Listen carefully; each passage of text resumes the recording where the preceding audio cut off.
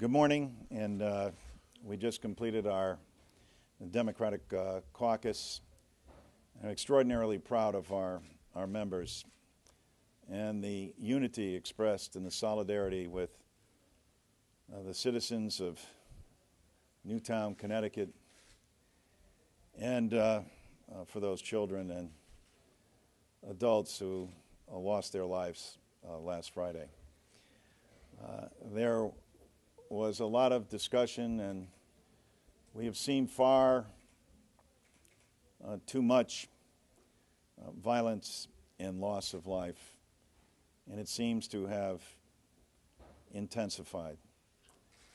The feeling of this caucus, as I believe is the feeling all around the country, enough is enough. We heard from Chris Murphy, Senator-elect and the current representative from Newtown, talking about the community and how it has responded. This quintessential New England small town,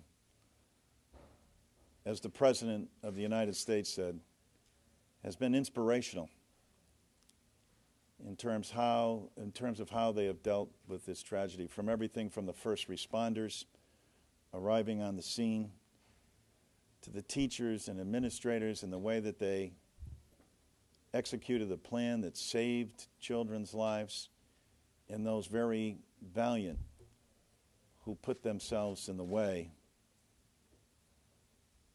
of the assassin to save the lives of children. We are resolved in our caucus that the time to act is now, and that we know taking no action is to be complicit to a future event. We announced today that we will have a task force that will serve to coordinate all of our efforts. We know that this is a comprehensive issue. We know that it's not just restrictions and regulations that need to be placed on guns, but also the issues of mental illness, the culture of violence, and youth violence specifically. And members of our caucus, from Carolyn McCarthy to Grace Napolitano to Bobby Scott, and countless others who have been working on these issues for years, we're going to address this in a comprehensive way. But Mike Thompson stood up today in front of our caucus, and we have tapped him to lead this effort in coordination. A hunter, a Vietnam veteran, a wounded Vietnam veteran, who spoke both from his heart and also with the common sense, practical measures that he has become noted for in his service in Congress on the Ways and Means Committee, and the large respect that the members of the caucus have for him. Before I call on both the vice chair and the vice chair-elect to speak, we're going to have Mike address this issue, and I don't think we could have a more dedicated and focused person to coordinate this effort with our leadership. Mike? Thank you, Mr. Chairman, and thank you all for being here and understanding the seriousness and the importance of this issue. And as Chairman Larson said, what happened in Connecticut, similar to what's happened every place else there's been gun violence, is just rotten to the core, and it's got to stop. We've got to work in a comprehensive way to make sure that we address all the issues that play into something as tragic, as horrific, and as rotten to the core as what happened in Connecticut. As the chairman said, I'm a gun owner, I'm a hunter. I've been one for as long as I can remember.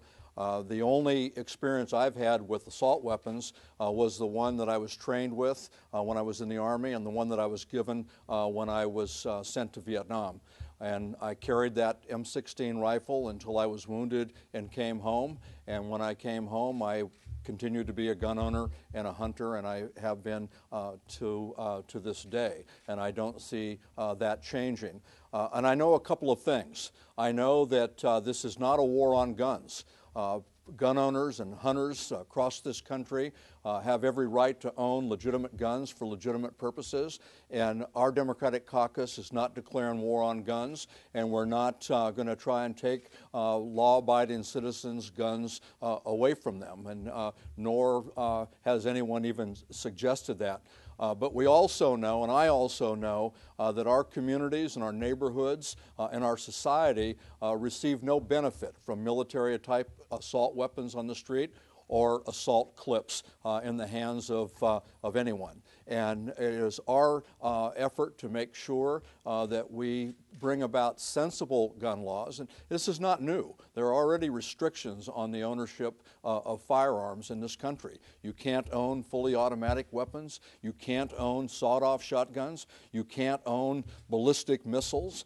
There are restrictions, and we need to revisit those to make sure that they're current and that they're constructed in a way that ensures that we can make certain that our children and our community is as safe as we can possibly make it. And I'm honored to have been asked to coordinate this effort. Thank you, Mike. And I can say that the unanimity in our caucus and everybody who spoke, who's experienced, whether it be Columbine or Aurora, or whether it be in Portland or whether it be in Connecticut, our caucus remains united in this effort. And for those of us in Connecticut, it was especially heartening to hear the response and see the reaction, and more importantly, the commitment.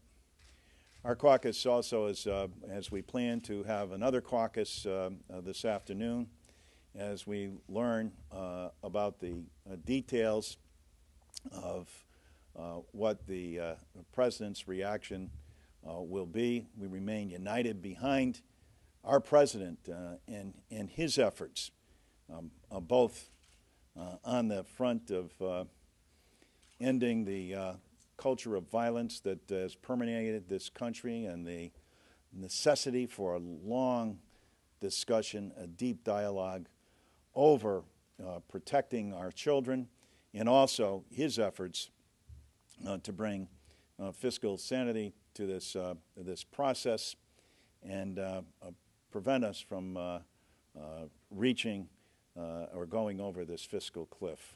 We stand united behind our President, and we will be meeting later this afternoon. At this time, I'd like to have the Vice Chair and Chair-elect of the caucus, Javier Becerra. Chairman, thank you very much. I concur with your words, and I applaud you for all the work you've done in your state of Connecticut to try to address the needs of all the victims and their families and the people of Connecticut. I certainly share in the comments of my colleague and friend from California, Mr. Thompson, on what he has said, and he is going to be a great leader on this issue. We look forward to working with him on all the efforts, because as much as the words, and there have been plenty of them over these last several days, have been important, we hope they've been somewhat soothing. As a father of 3 daughters, I tell you that you can't express anything to satisfy not just yourself, but certainly not the families of the victims. And so I think it's been important that we try to communicate to all of the families that are victims today and all the people in Connecticut who are trying to help these families. Let them understand that we all stand with them, and our words should be very clear about that. But very quickly, those words must be followed by deeds. We must act, and we're very much looking forward to working under the leadership of Mike Thompson to make sure that we have our words followed by our deeds. And so we have a lot to do. We are thankful that the President has said that something must be done, and we believe under his leadership and with the work of good members like Congressman Thompson, we will have our words followed by deeds. with that, let me yield to the Vice Chair-elect gentleman from New York, Mr. Crowley. Thank you, Javier. Many of my colleagues have come to know my family in a personal way. All three of my children were born while I've been a member of Congress, and I have a little guy by the name of Liam. He's 7 years old. And yesterday I learned of a little boy named Ben Wheeler who loved to ride the 7 line, the 7 train that goes from Times Square all the way out to what was once Shea Stadium, now Citi Field. I love the 7 line as well, and so do my kids. They love to ride the train. And I saw on that face my own little boy, and I think that for many of us, whether it be Democrat or Republican, that has to strike home. It certainly did for me and for my family. And I think that's what's made this particular event, if you can say it's unique, it is unique in that the innocence that was lost on Friday was like no other. Not to even compare innocence of what happened in Aurora to Connecticut, but when little children are just taken in that way, I think it brings all of us to this table. As John Larson has said, inaction would be neglect. Inaction would be being complicit with what potentially will happen in the future. And I don't think we can afford to wait. We need to act as a country, as a Congress, to protect whomever we can. We can't, we can't protect everyone from all evil, but there are steps that we can take reasonably. And as Mike Thompson, I want to applaud Mike as well for his leadership here. My in-laws are from Montana. I understand people enjoy the ability to hunt and to, and my son, my 13-year-old son, has actually enjoyed that opportunity. I've never done that myself, but I understand that rite of passage. I understand the meaning of that for my in-laws, and I think for so many people in this country. But I think they also understand that reasonable steps can be taken to ensure that the safety of our children in particular can be safeguarded. And so I thank Mike and all those within our caucus and our Republican colleagues, those who will stand with us as well. Appreciate them taking the action I think we all have to take as a country to ensure the safety of all the innocents in our country. I want to, excuse me, I want to commend our colleague Chris Murphy, who addressed the caucus today and led our resolution on the floor of the House last evening, and has been on the scene throughout these last several days. I want to commend Senator Blumenthal and Lieberman as well, and Representative-elect Elizabeth Esty, who has also been there at the firehouse and meeting with the families. It's been an incredible effort. The state police of the state of Connecticut and their response and their job, the police officers in Newtown and that small little village of Sandy Hook, how this community has pulled together and, as the President said, has provided inspiration to all of us. The governor of the state of Connecticut has been incredible. And Sunday evening, he said, with winter approaching, he will forever think of these children when gentle snows begin to fall, as these beautiful little individual snowflakes that fall in the depths of winter. But went on to talk about the spring and how Newtown and Sandy Hook and the state of Connecticut will recover, and the flowers will come up, and we'll think of these children again. But they will always be in our memory, and we have a special responsibility as elected members of the United States Congress. The great muse of history, Cleo, sits over the old House chambers and sits there with pen and pad, writing what you do during your moment of service in the United States Congress. It is time for the Congress to act. I am proud of Mike taking on this responsibility and the coordination that will be required in the short-term and long-term efforts. But I assure you this, we will act. And with that, we'll take questions. Congressman Larson, Speaker Boehner today unveiled a plan to keep tax rates at the same level for those earning under $1 million a year. It doesn't address tax extenders. It doesn't address cuts from the sequester. Can that type of plan gain any support from House Democrats? Which plan is this one? I think Speaker Boehner, as I've said before, has a difficult task. We don't know the deep details of Plan A, Plan B, or whatever Plan C might be. But we remain united behind our president and what we hope will be a process that yields success, but we have very little details and an awful lot of suggestions. But our understanding is that the Speaker's plans have been rejected by his own conference. So we will be meeting later. We will wait to hear what our president continues to say in unifying us and unifying the country. And we will meet later as a caucus to discuss it, but not knowing any of the details, it's hard to comment. Can you talk about the president's office right now and his position and the reaction in the Democratic caucus? Well, we think the president has been operating in good faith, and we think the president has always laid out a plan and required that it be fair and that it be balanced. And we understand that that's what he continues to do. We just had Rob Neighbors in our caucus, and he said he is on his way back to the White House because they need to discuss, apparently, what has transpired with the Speaker and the Republican conference, to which we don't know all the details either. One of the last proposals from the president included a change in the CPI. Is your caucus willing to support that? We didn't get into that kind of discussion again, and the reason is there isn't a concrete plan or details before the caucus. All of you can generally surmise, what people in the caucus have had to say about that. But until there's any kind of concrete proposal that's something that people will actually vote on, it seems like a moving target. So not really much we can comment on there, et cetera.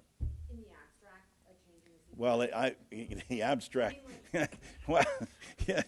More than it's more than the abstract, but we're not going to comment on that. Listen, the nation is in a very difficult spot, and this is where we expect our leaders to step up.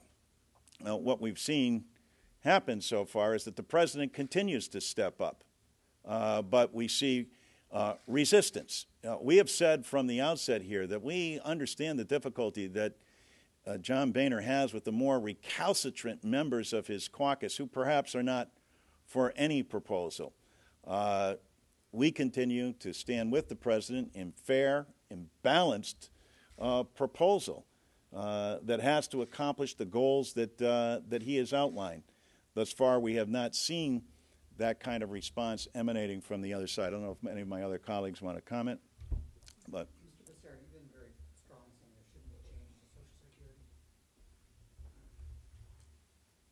How do you see Yes, that's right. So, do you see resistance from yourself or from others in the caucus to possible changes in CPI? I think the chairman said it best. The president has, all the way through this, tried to make it clear he's going to try to come up with a plan that, in the eyes of the American people, would be balanced and would address our deficits and still let us move forward with creating jobs. And I think many of us still have faith in that the president will ultimately, if he strikes a deal with the Republicans, give us a plan that we can vote on that provides that fairness and the balance. What the actual elements will be, it's unclear. Many of us continue to say that there are certain things that would be very difficult for us. Social Security, as I've said, and I'll repeat it again, has never contributed a single penny to the deficits and the debt that we face. And so to ask Americans who have paid taxes into the Social Security system for those benefits, to ask them to now take a cut in their benefits to cover the cost of deficits caused by Bush tax cuts that were unpaid for, or to pay for 2 wars, Iraq and Afghanistan, doesn't make sense to me. And so we hope that the Republicans will cease their push to try to cut benefits through a change in the eligibility age for Medicare beneficiaries, for the change that they're requesting on Social Security, whether it's CPI, the Consumer Price Index change on the COLA, or any other kind of cut and benefit under Social Security, Medicare.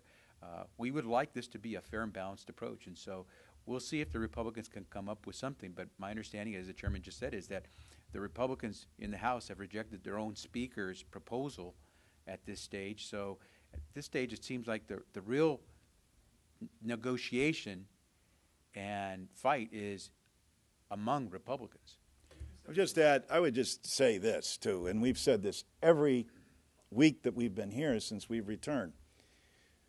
We have a bill in front of us that we can pass, that's been passed by the United States Senate. There is precious little time left, and the middle class of America should not have to endure a tax hike when we have a bill that's ready to go, that's passed the Senate bipartisanly, that has the unanimous support of Democrats, and I believe Republicans in the House who will join with us on this issue, because it's the right thing to do on behalf of the middle class. Listen, these events that transpire in Connecticut and here demonstrate again that there is a responsibility on us to act.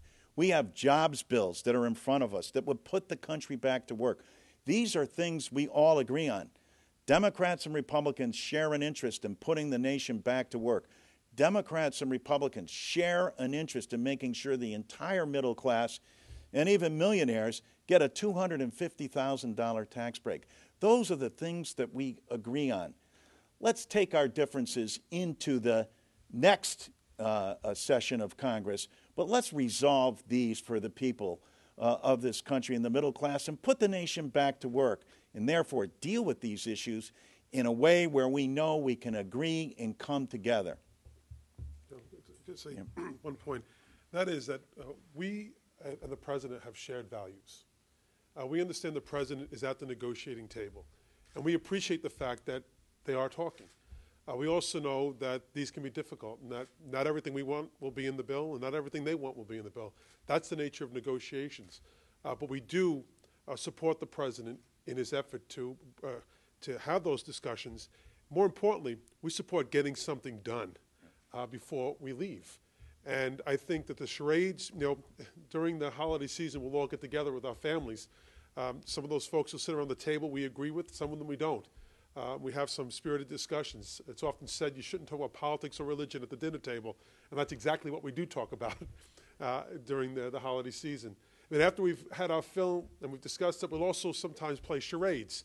But this is not a time for charades, and I think in games on the floor. I think Speaker Boehner and his conference need to come to terms with the fact that their failure to act will have detrimental consequences for the United States. And that's why they need to move from playing games to getting serious about getting something done before we leave here. Yes. Do you consider the President's plan to be fair and balanced, and could you vote for it if it were offered up today? Well, as soon as we're going to be hearing, let me say again, we're going to be hearing later this afternoon. Once we get the full fleshing out of those details, we will have a caucus on that as well and discuss the issues.